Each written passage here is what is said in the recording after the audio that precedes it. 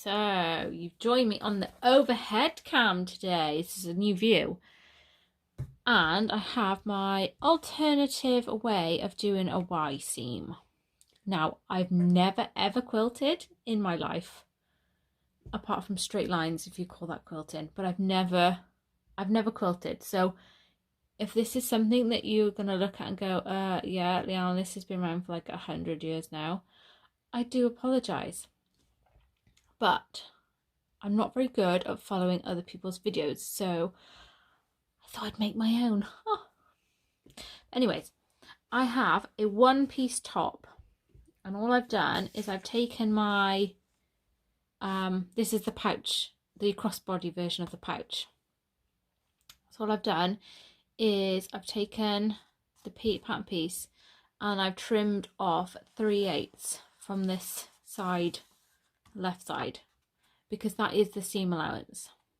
So I've trimmed away the seam allowance because obviously if you join them together, this is the size you get. Now I've added some Decaville Light to this one to stop it stretching. I've not used this before, so this is a new for me as well. This is all new. I literally just tried this a minute ago and was like, oh my god, this is so easy. Why haven't I done this 100 times already? So I've got my Decaville Light on the top to stop it stretching. This one's going to be a crossbody version, so I've added a connector tab there, but just ignore that if you're doing the pouch, obviously. I put that one to the side. So I've got my two lower pieces, and on one of them I'm just going to draw my seam allowance. Hang on, let me draw it and I'll show you what I've done.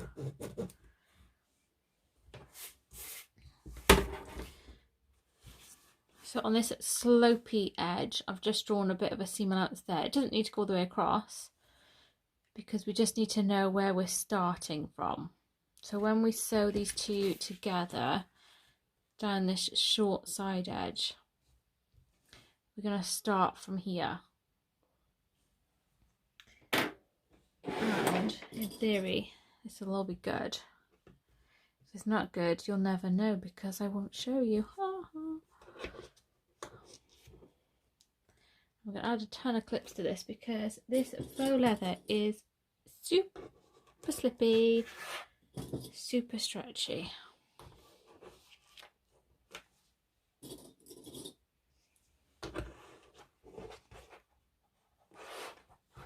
So I'm going to start from here and using a regular seam allowance, I'm going to sew just down this short edge.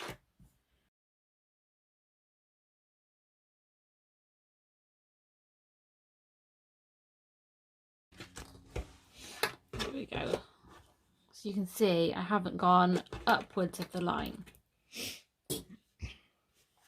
Now all I'm going to do is open this up. If you wish, you can press this or tape the seams open, it's up to you.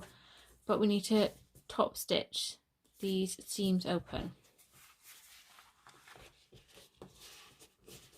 So either side, we're going to top stitch.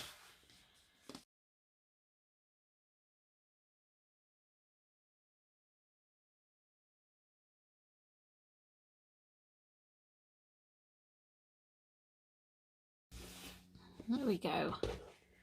I've lost my, oh there it is, hiding. I don't like long tails. There we go. So that's done that bit.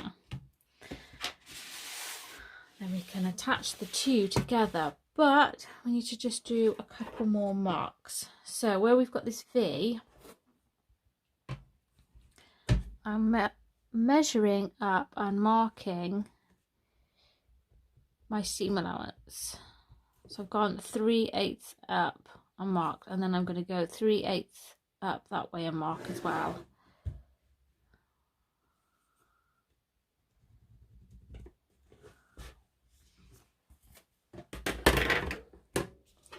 So we've got this little opening at the top here. So I'm going to lay them together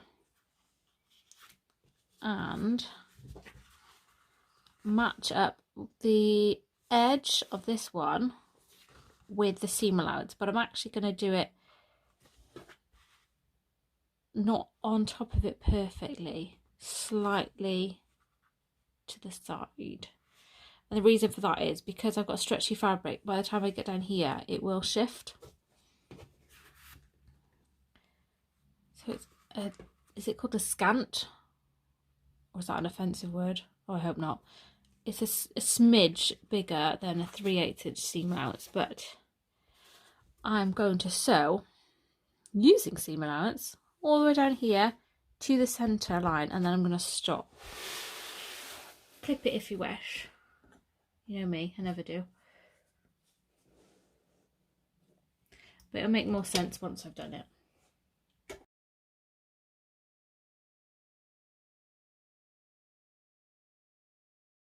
There we go, so that's one side in, and it's just about on the line now. I mean, if you were taping this down or gluing it, you can quite happily match it up perfectly to your line. But I do find with some fabrics that they shift. So if I know it's a shifty fabric, shifty looking, I tend to move it ever so slightly to the side. Right, so that one's in, looks like that. Now we're gonna do this little foldy thing and match up this edge to our second line. Now because we're starting from here, you can match it up to the line. It'll all be good. I've lost my line, but that looks about right. And then same again, seam allowance. So if you wanted to glue it, clip it, do what you need to do.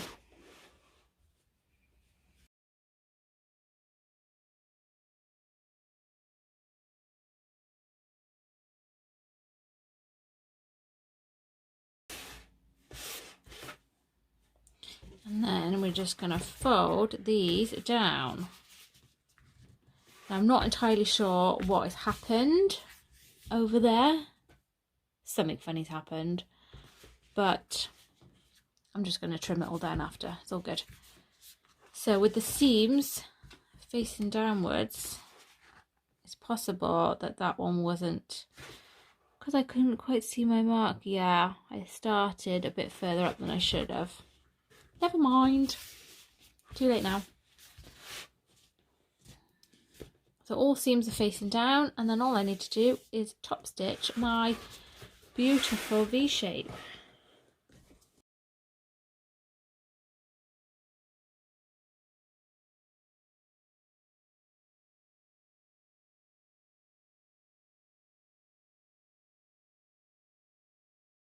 There we go.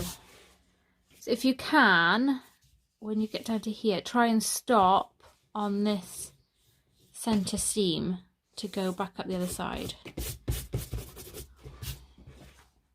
There we have it. Now, the reason I did stabilise, because obviously this was my first one, and you might be able to see that, but I've got bubbles. Because I stretched the cotton when I was doing it. So it does help. Oh, hello pen. It does help if the top is stabilised slightly. Now, I don't know if 2 layers of interfacing would help. If you don't have Decaville Light, I'd have to try that one out. But I'm just going to trim this off slightly and even it up. What I might do is make the second one, lay them together, and then trim off any funny business. And then I can recut the corners if needs be. But that is an alternative Y seam. What are we, 12 minutes in? Took no time at all. I spent most of it talking. There we go.